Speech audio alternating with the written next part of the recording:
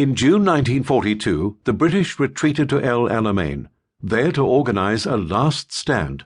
Churchill was on the defensive with both the House of Commons and his countrymen after the loss of Tobruk and a bleak outlook for North Africa. For those losses, he gave credit to Rommel, claiming, "We have a very daring and skilful opponent against us, and, I may say, across the havoc of war, a great general." Though the Germans were losing on the Eastern Front and concentrating their military efforts there, the German propaganda machine, led by Joseph Goebbels, made sure that Rommel was the one making headlines. It was unfortunate for Rommel that the commitment to North Africa was only skin deep. Rommel was growing increasingly frustrated with the lack of the Reich's understanding of the situation in North Africa. In a meeting with Hitler in 1942, he advised that the theatre be abandoned.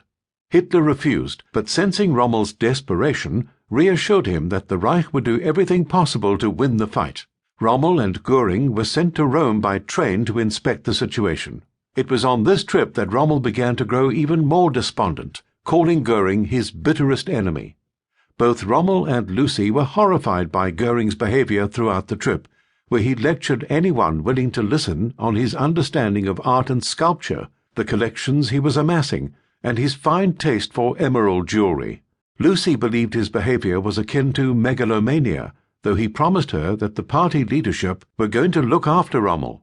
"We are going to do everything for him." The topic of Africa, though, was avoided at all costs.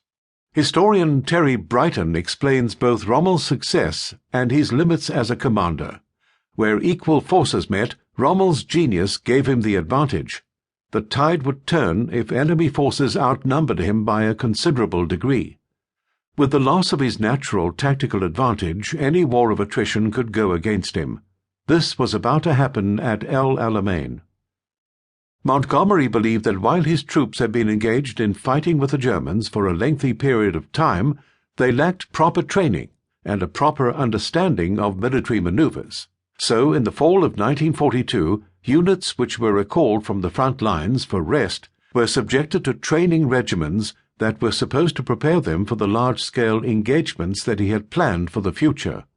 As one soldier noted when he was recalled from the front lines to a rest area, "In a rest area you either dug holes all day and guarded dumps all night, or you trained all day and guarded dumps all night.